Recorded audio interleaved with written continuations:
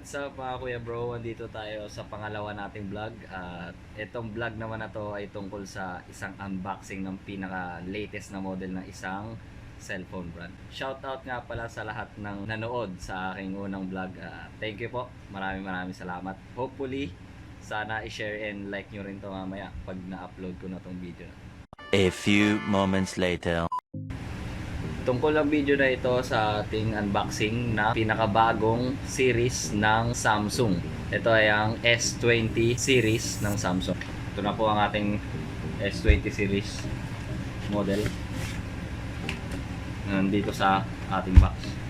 Thank you po pala sa Samsung na nagbigay sa amin ng mga freebies dito sa unit na ito dahil pag pre-order po tayo, meron po tayong free, hindi ko po alam ang tawag dito. Next, meron tayong tumbler. Siyempre, ang Galaxy Buds Plus. Ayan po siya. Nakikita niyo. Ayan. Maliwanag eh. Basta ito po yun. Ito po ang exclusive na free sa ating pre-order ng Galaxy S20 Ultra. Tatabi na po natin. And then, dahil mayaman po yung yung sponsor po natin, bumili siya ng hindi, free po pala siya. Free siya sa Samsung S Ultra. Magdadagdag lang po kayo ng medyo minimal na amount.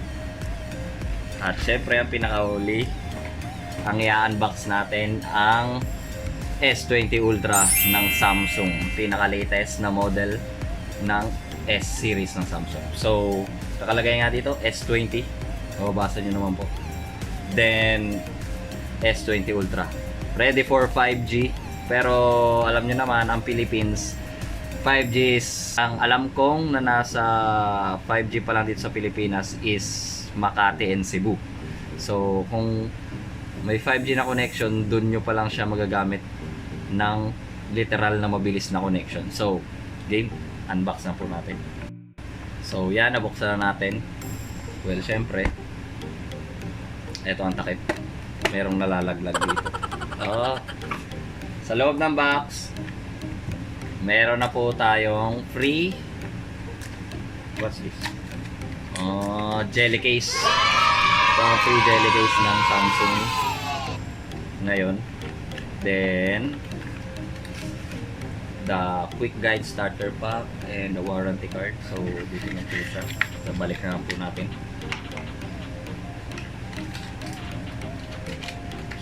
Then, yan, the cellphone itself, pero mamaya natin siya titingnan kung ano ang kanyang specs. So, the back itself, yan po, Samsung. So, meron siyang charger brick na 25 watts. Then, the AKG headset and the Type-C charger connector. Then okay, ayun na po ang laman ng box. Wala nang iba. So, ito ang hinihintay natin. Ito po ang S20 Ultra ni Samsung ngayon. May kita nyo naman po, meron siyang napakalaking camera sa likod na may 100 times zoom. Ito ang isa sa mga panghakot ng tao nila ngayon, the 100 times zoom ni S20. So bubuksan po natin siya ngayon. Ano po? Samsung Galaxy S20 Ultra 5G. So hintayin po natin. A few inches later. There you go. Napakabilis ng opening niya. So yan po siya. Yan po siya. So dahil bago lang siya at nabuksan na po siya kanina, ito na po ang nasa loob ng kanyang mismong menu bar. So makikita nyo po kung gaano kabilis ang cellphone na to. So ang cellphone na to ay merong 6.5 by 3 by 0.35 inches na screen to body ratio at glass front na Gorilla Glass 6 ang kanyang build. So makikita nyo naman po yan, napakalupit. Siya ay dual SIM, hybrid dual SIM. Yun yung pwede mong lagyan ng memory card ang isang part ng SIM tray niya. So, Dynamic AMOLED times 2, captive ang kanyang touchscreen at 120 Hz. So, napakabilis ng cellphone na to. Nakikita nyo naman, di ba? Napakalupit ng cellphone na yan, mga parts. Ang OS niya is Android 10, pinaka-latest na Snapdragon 865, kaya napakabilis talaga niya. So, memory card slot, sabi ko na nga po sa inyo, meron siya doon sa pangalawang SIM card tray niya. Then, meron siyang 12 gig of RAM at 128 gig ng kanyang capacity na pwede nyong paglagyan ng kung ano-ano. So, sa Philippines, ang nilabas sa atin ay 128 gig and 12. Pero, meron siyang ibang version na mas mataas. Meron siyang 256 at may 512 gig siya sa ibang region.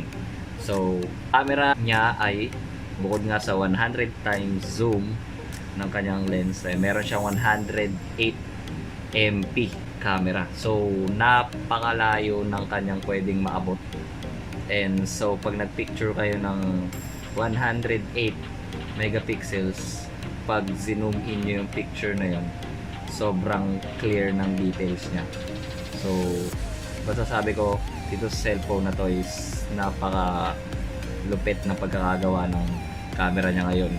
Sabihin natin isa to sa may pinakamagandang camera ngayong 2020. So, meron siyang 100mm telephoto, meron siyang 12MP na ultra wide, super steady na video ayon sa Samsung, 40MP para naman sa ating selfie camera na meron 26mm wide, dual video call, and 2160p na 60 fps para sa ating front camera.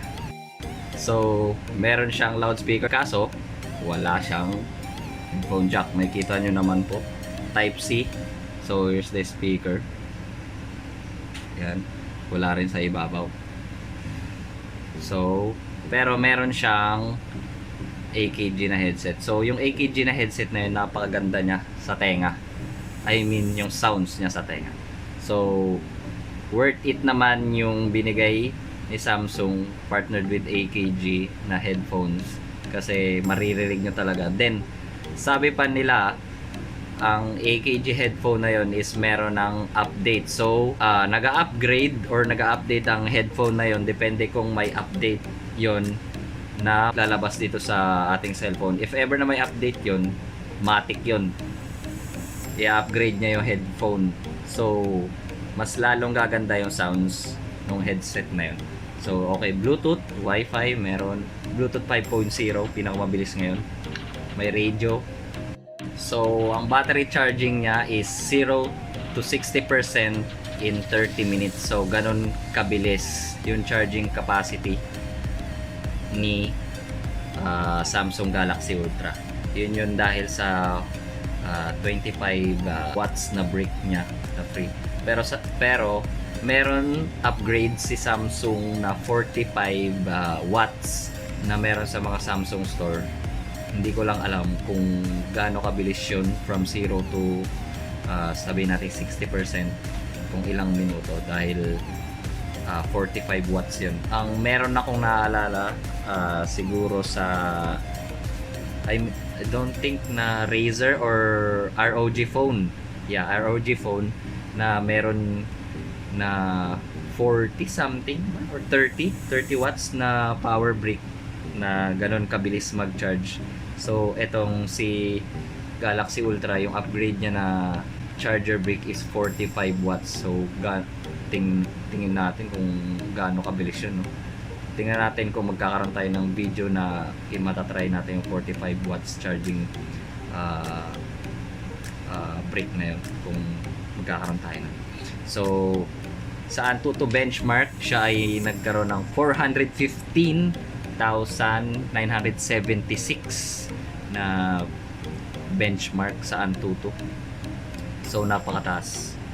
Then ito ang ating unit na merong dalawang color na pagpipilian, ang Cosmic Gray and the Cosmic Black edition. So ang nabili natin, hindi pala akin. So itong binili na Galaxy S Ultra na to is obviously gray po. Napakaganda, napakakinis na ano.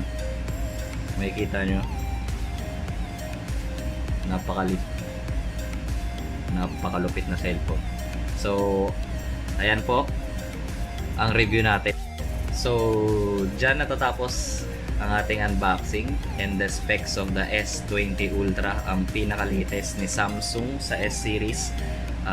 Sana marami kayo na pulot dito.